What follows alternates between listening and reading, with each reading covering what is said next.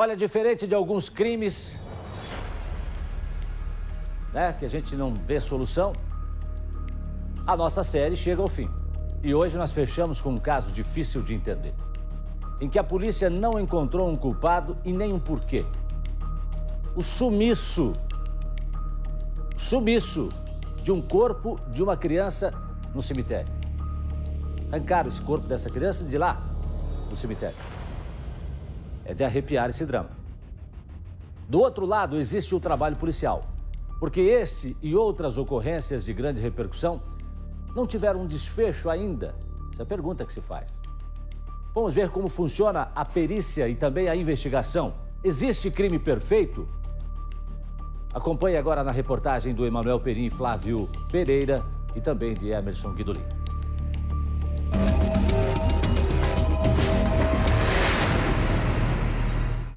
Nos últimos dias, revisitamos histórias que não chamam a atenção apenas pela complexidade e violência, mas também pelo fato de que esses crimes ainda estão em aberto, não foram solucionados. E no episódio de hoje, começamos falando de uma ocorrência macabra que aconteceu dentro dos muros de um dos principais cemitérios da capital paranaense.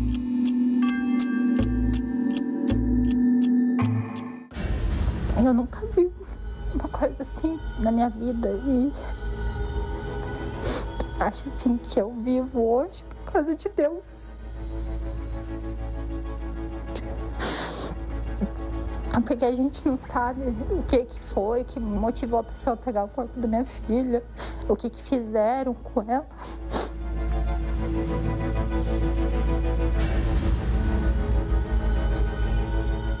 O ano era 2017. A bebê Valentina apresentou sintomas de gripe e foi levada para essa unidade de saúde do bairro Boqueirão, em Curitiba. A evolução foi rápida. A gente já foi para a emergência, daí já foi direto para a emergência, daí eles colocaram ela no oxigênio e daí já ia dar o remédio na veia dela, né? Só que eles não conseguiam mais encontrar a veia dela, porque daí ela já estava bem ruinzinha, né? Aí eles fizeram aquela que é pelo osso, no osso, para poder colocar o soro para poder tentar reanimar ela, né? Aí a médica falou, mãe, a gente vai ter que entubar, não vai ter outro jeito. Daí nisso eles não deixam mais a gente ficar dentro do quarto, né? Daí já tiraram eu e minha filha do quarto e daí começou. Daí eles tentaram entubar ela, daí ela teve uma parada, daí eles tentaram reanimar. E tudo isso desde as 4 horas, mais ou menos, da tarde, foi até 7 horas. Valentina não resistiu e morreu. O diagnóstico, H1N1. Depois do velório e sepultamento, algo impensável aconteceu.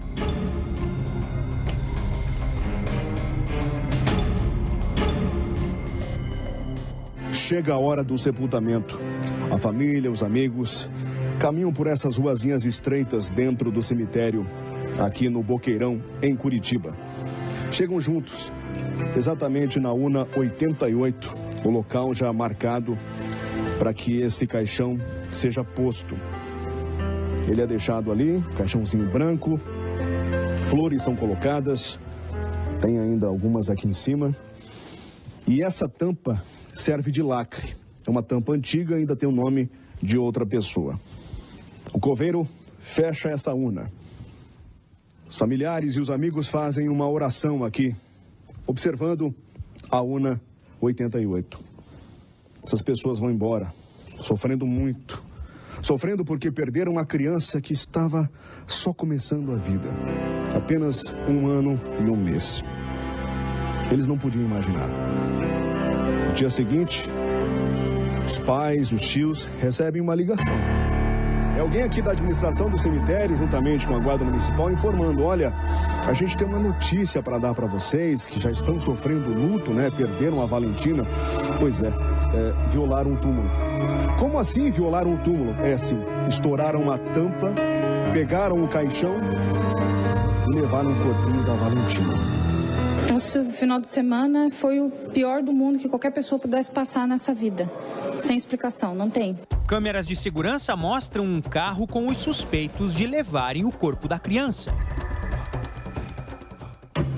A polícia quer saber de quem é esse Astra, quem estava ao volante e nos bancos dos caronas e mais.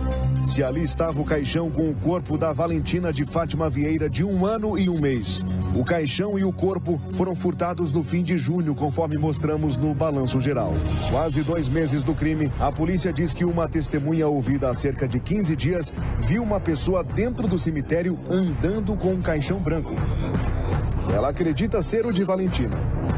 O horário coincide com uma gravação que mostra uma pessoa saindo do cemitério carregando um objeto e o carro cinza em movimento. A divisão de homicídios ainda não identificou o suspeito da prática de vilipêndio. A gente só vai poder fazer um apelo que a pessoa que fez isso, que põe a mão no coração lá. Que devolva pelo menos o corpinho da forma que tiver, a gente vai buscar onde tiver, mas que devolva, só isso. Porque a gente já não tem mais força nem para chorar mais. Qualquer um que tiver qualquer informação, que viu alguma coisa, que puder nos ajudar, pode entrar em contato com o Disque Denúncia, será totalmente sigiloso, não vai envolver ninguém. A gente não importa o que pegaram, o que querem fazer com o corpo, a gente só quer que devolva ela pra gente, por favor. Devolve a Valentina. No coração meu eu sei que é aquela imagem lá. Porque é muito semelhante ao caixão dela, né? E o jeito que eles colocam lá, quando você puxa a imagem, assim, por mais que fique longe, dá pra perceber que é um caixão, que não é uma coisa pequena. 3 anos se passaram. Rita nunca mais conseguiu voltar ao cemitério. Você não tem nenhuma notícia de nada, o que aconteceu. A polícia parou de investigar, não sei se já fechou o inquérito, o que aconteceu, sei que não tem nada, nenhuma novidade, nada. É só osso, mas é meu. Né? Eu queria ter o lugar lá da minha filha, quando eu quisesse ir num dia de finados, eu acender uma vela, eu queria colocar a foto dela igual todo mundo coloca. E eu não posso fazer isso.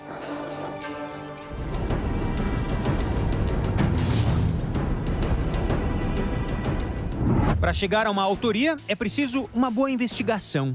E ela começa na cena de um crime. Entram em campo os peritos criminais. A cena do crime fala, né?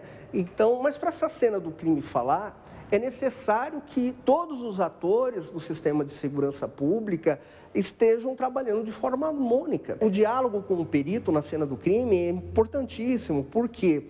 Porque muitas vezes nós temos uma impressão que o crime ocorreu de um determinado modo e o perito fala, olha, a posição em que o corpo foi encontrado demonstra que ele foi mexido, o estado em que o corpo foi encontrado está alterado. Ou o corpo está desovado aqui, mas o crime não foi cometido aqui. Se algum desses aspectos é mal feito ou negligenciado, isso pode realmente atrapalhar todo o trabalho que será desenvolvido posteriormente. A perícia ela tem o papel de processar a prova material, de produzir a prova material. Então ela se vale da análise de vestígios para conseguir entender o modus operandi, para conseguir fazer a identificação, chegar na autoria.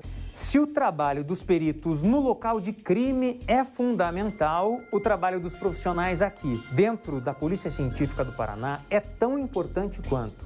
Cabe a eles a análise desses materiais que foram coletados nos locais de crime. Nesse momento, eu estou na frente do Laboratório de Química Forense. Perceba, atrás de mim tem um perito que está analisando uma arma. Ele está coletando vestígios de chumbo ou pólvora que possam identificar e provar que essa arma foi utilizada em um crime. Objetos carregam pistas importantes e, no caso de mortes, corpos também. Esse cadáver, ele tem marcas, que a gente chama marcas de tatuagem do tiro, que são impressões que a pólvora faz na pele. Eu posso dizer que esse disparo da arma de fogo foi a curta distância. Outra situação que nós avaliamos é o estado do cadáver quando ele chega. Esse cadáver morreu há quanto tempo? Isso faz muita diferença. Então, a estimativa do tempo de morte do cadáver pode, inclusive, levar toda a investigação policial para uma outra linha. Por outro lado, uma perícia mal executada pode comprometer a solução de um crime. Uma perícia mal feita, ela pode danificar todo o inquérito policial e, às vezes, simplesmente pode acontecer duas coisas. Ou a gente não consegue identificar o culpado, ou pior ainda, a gente erroneamente identifica um inocente. Já para este perito, há um problema estrutural que pode comprometer a solução de crimes no Paraná. A perícia criminal é algo muito caro, né? Então, ela necessita de investimentos contínuos, de capacitação, para que seja possível dar essa resposta para a sociedade. A partir do momento que não se tem pessoas em quantidade suficiente e equipamentos, você gera uma fila e a fila por si só já é prejudicial. O tempo passa. Será que familiares de Felipe, Nicole, Guilherme, Fábio e Valentina encontrarão justiça? Ou será que existe crime perfeito? Eu diria que não existe crime perfeito. O caso Raquel Genofre é um caso que pode ser citado como exemplo. O que você não tem na época, em determinado momento histórico, é mecanismos para elucidar aquele crime. Pode ser que um crime que hoje está insolúvel, amanhã não esteja mais, seja porque surgiu alguma ferramenta tecnológica, ou a ciência avançou num determinado sentido, ou até mesmo venha a acontecer de uma testemunha comparecer, ou até mesmo o autor do fato. Eu acredito que não exista crime perfeito, tá? Eu acho que existem crimes complexos, crimes de difícil elucidação, porém, todo crime, por mais que seja planejado, por mais que tenha aí detalhamento aí na sua execução, eles sempre deixam algum tipo de rastro.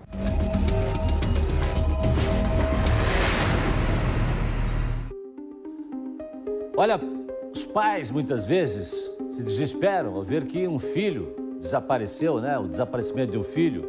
Trabalhei com isso muito tempo, as famílias ficam desesperadas. Agora você imagina uma família que luta para reencontrar o que espera, tem no sentimento, né? A ausência de alguém que morreu porque foi retirado do cemitério.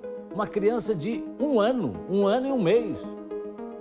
Por que alguém iria retirar do cemitério uma criança de 1 ano e 1 mês? E como sabia que ali, naquela gaveta, naquela sepultura, tinha ali uma criança de 1 ano e 1 mês? Por que sumir com essa criança de lá? Às vezes a gente noticia também casos de vilipêndio de cadáver, pessoas que até violentam pessoas, né, dentro do cemitério, né, pessoas mortas. Enfim, mas é intrigante essa situação. E o pessoal comenta aqui, inclusive, no YouTube, dizendo assim, ó, não achou o criminoso ainda porque é filho de pobre. Se fosse filho de rico, já tinha achado. Será?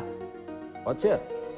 Tereza diz assim, é verdade, quando é rico, o pessoal no YouTube está comentando, eles acham o culpado e pronto. O André diz assim, valia um processo contra o Estado por não achar o criminoso. E a Cida Gomes fala assim, viu, doutora Márcia? Seria um caso de venda de órgãos?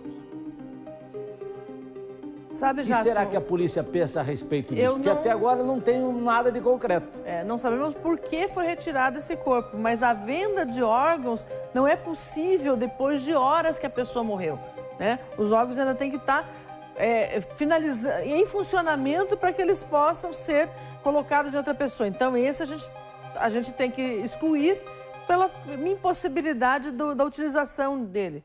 Mas sim, o que foi falado sobre a perícia é muito importante. Todo local, ele deixa impressões. Esse local também deixou impressões. Às vezes, um crime um pouco mais complexo de ser resolvido, mas não quer dizer que ele seja impossível de ser resolvido. Às vezes, precisamos até de pessoas que se disponham a falar sobre isso. Às vezes, naquele momento, lá em 2018, as pessoas não se dispuseram a falar sobre esse assunto até por temor. Mas quem sabe agora, revendo a situação, não se disponham a falar, não se disponham a testemunhar sobre o que teria acontecido. E aí sim, procure pela polícia, faça a sua denúncia, lembrando sempre que a polícia protege as testemunhas dos fatos, mas é importante, às vezes naquele momento, até pelo motivo da utilização do corpo, as pessoas não se sentiram à vontade para testemunhar, mas agora se sentem à vontade. E como a gente sabe que a polícia não desiste até que ela chegue à conclusão sobre a autoria, a materialidade, que é a função dela.